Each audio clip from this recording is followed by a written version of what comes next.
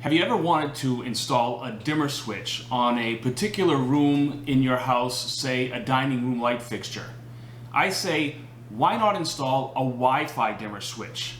I know you might be thinking, what's the advantage of having a Wi-Fi switch? Well, I'll explain all that after I show you how easy it is to install one of these.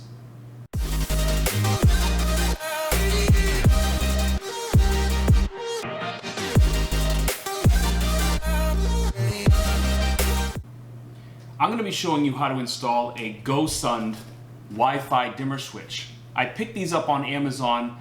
For one piece, it's about $20 to $25. I picked up a 4-pack here for a little less than $100 because I've got a room in my house that required multiple dimmers for all the different recessed lights that I had. I've got one left in this package here, and I'm going to install it here in my dining room. My dining room has a chandelier-like fixture over the dining room table, which has about 5 candelabra-like bulbs. There are some times when I just don't want this light fixture to be super bright, and I just want to dim it down a little bit for a certain type of setting. So that's why I'm installing a dimmer switch here in my dining room. You don't need a lot of tools to replace a light switch in your house. The first thing you're going to need is a screwdriver. I like to use these 5-in-1s that have flat and Phillips heads. You may need some wire strippers, depending on what the existing wires are in your existing switch. And I highly recommend using a voltage tester to make sure that after you shut off the breaker, you actually have no power on the light switch that you're going to be working on.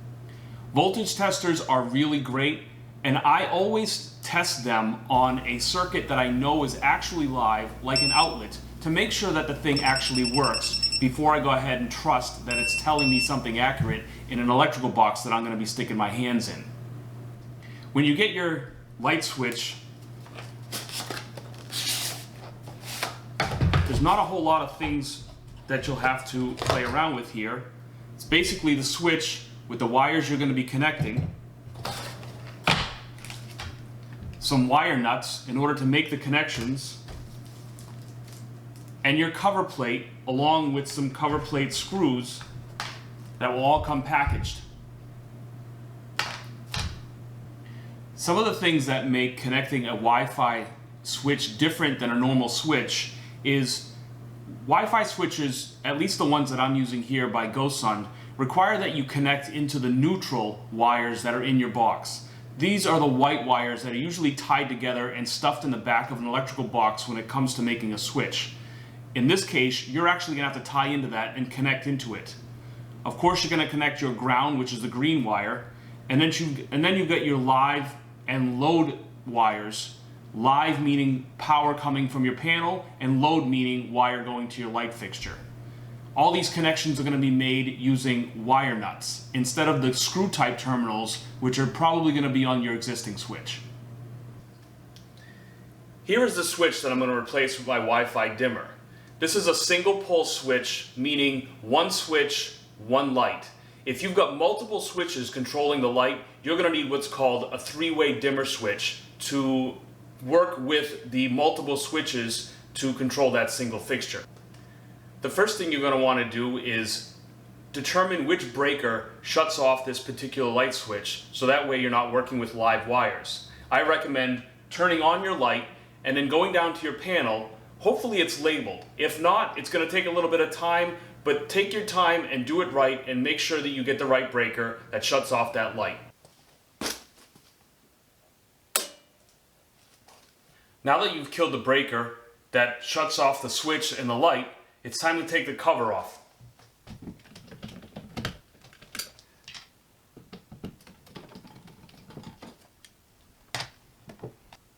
Like I said, take your voltage tester and stick it in an outlet that you know is live to make sure that your voltage tester is actually working. Now you can stick it inside here, touching all the terminals to make sure everything is actually dead. Now it's time to take out the old switch.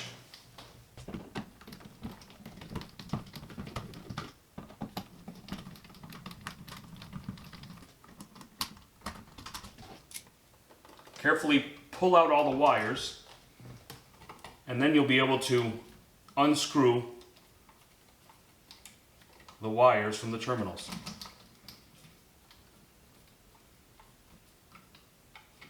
Pay attention to which wire is on the top and which one is on the bottom. If your electrician wired things the right way, the wire coming from your panel will be going into the bottom of the switch, and the wire going to your light fixture will be going to the top of the switch.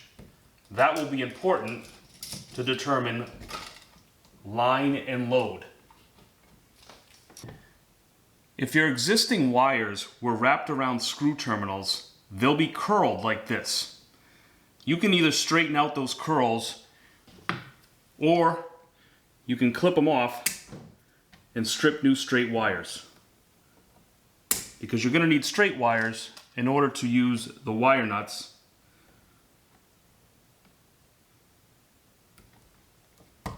that come with your dimmer. Now you can reach in and pull out your neutrals.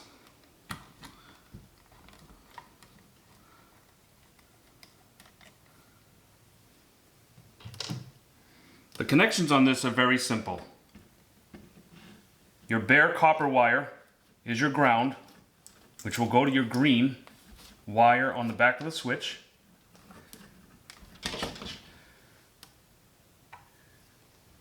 Your white wire will get tied into the neutrals.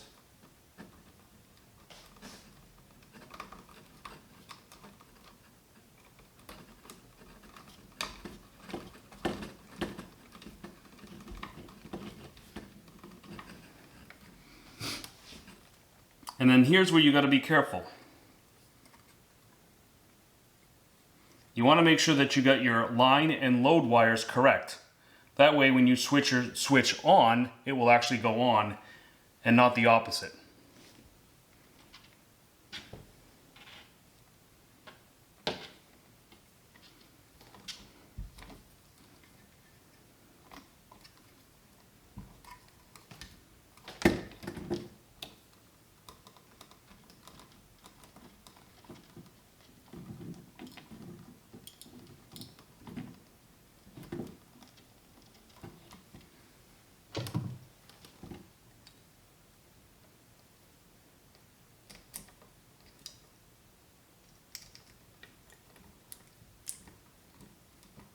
Take your time and make sure that the wire nuts are really snug and tight.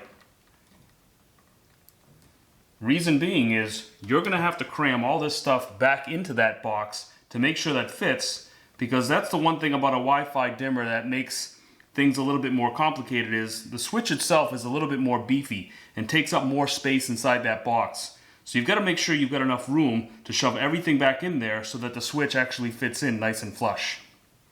So take your time and fold everything in nice and neat. This is where really making sure that that electrical tester works the way it should, because you're putting your fingers right inside here. You don't want anything to be live.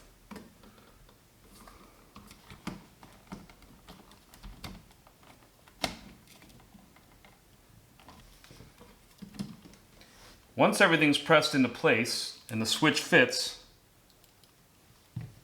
it will come with 2 mounting screws for you to secure the switch back to the box, just like the old one was.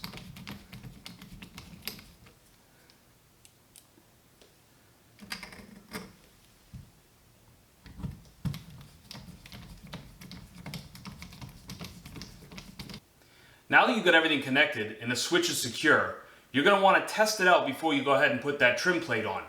So go downstairs or wherever your panel is and flip on that breaker, and let's see how things work. So if you did everything correctly, once you power up that breaker, you're going to notice that your switch is going to be blinking, meaning it's looking for a signal and a Wi-Fi connection in order to operate. You can use the switch manually without doing any Wi-Fi connections, just by pressing it like it's a normal switch. Now that everything's powered up and you've tested the light switch to make sure it works, you can go ahead and put the trim on. I like these GOSUND switches because the trims don't require any screws, they just snap into place. Now comes the fun part. It's time to connect your switch to your Wi-Fi network and an app on your phone.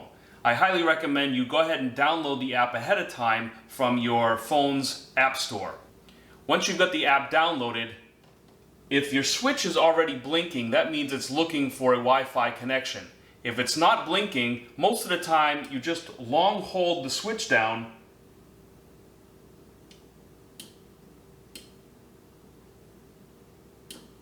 and it will restart the process. Go ahead and click on the GOSUND app.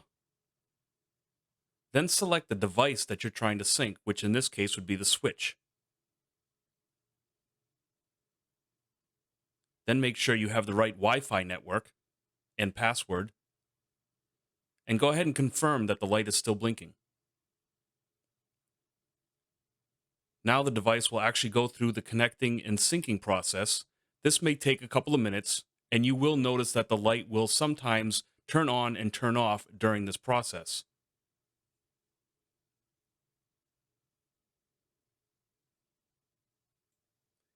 Once this process is complete, you'll now see your new switch. Go ahead and select that switch, and you can see that you can go through the adjustments of brighter or dimmer. You can also go through an editing menu and change the name of your switch to fit the exact room that you have it located in.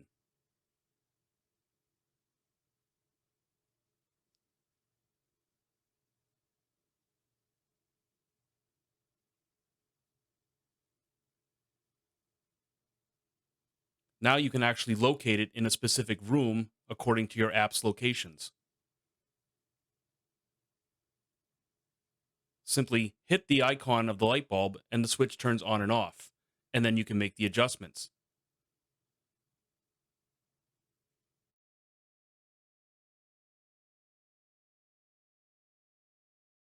So now let's talk about all the advantages of having a Wi-Fi controlled switch or a Wi-Fi controlled dimmer. First off, these GOSUND light switches do not require a hub in your house. Some of the original Wi-Fi controlled devices require that you get a central hub device and everything had to be connected to that. These switches actually work individually. So you can get one of them or 10 of them in your house and they're all connected directly through your Wi-Fi. No hub required. That is a huge advantage. So having a Wi-Fi controlled switch means you can control it through your phone or an iPad or anything that can log into the app of your account and control the switch itself. Now, you could just be sitting in your living room and decide, I want to make my lights a little bit brighter or a little bit dimmer. You don't have to get off the couch now. You just grab your phone and you can turn on that light or dim it or do anything you want with it. So here's a feature about having a Wi-Fi controlled light switch that a lot of people don't even really think about. Because it's controlled through an app, you can now turn on your lights when you're away on vacation. This will make your house look like somebody's at home. So if you're away for a week and you want to turn on some lights in the evening to make it seem like your house is occupied so you don't get any break-ins, this can easily be done through the app. But to go even further, these apps usually allow you to put things on a schedule. So let's say you want to turn on your lights at random times or different times during the day to make it seem like there's somebody here. You can set that up on a schedule on your app. The reason why I chose GOSUND for my light switches is because I already had some GOSUND plug adapters which are Wi-Fi controlled. Everything being on the same brand name means one app now can control all of the devices that are connected to it in one app. So now I can control my outlets and my dimmers and my switches all on one app, and I can actually put things on a specific schedule. So if I want to come home from work at 5 o'clock at night to a house that's already got some lights on, I can set things up on a timer and a schedule so that things are already on before I even get home. So if you've ever considered replacing a switch or a dimmer in your house, go ahead and get yourself a Wi-Fi controlled switch. The cost is really not that much more. A regular dimmer switch is going to cost you about $15, maybe even $20 depending on the style you get at even a big box store. And these Wi-Fi switches are $20 to $25. To me, spending an extra $5 to get all these different features is a no-brainer.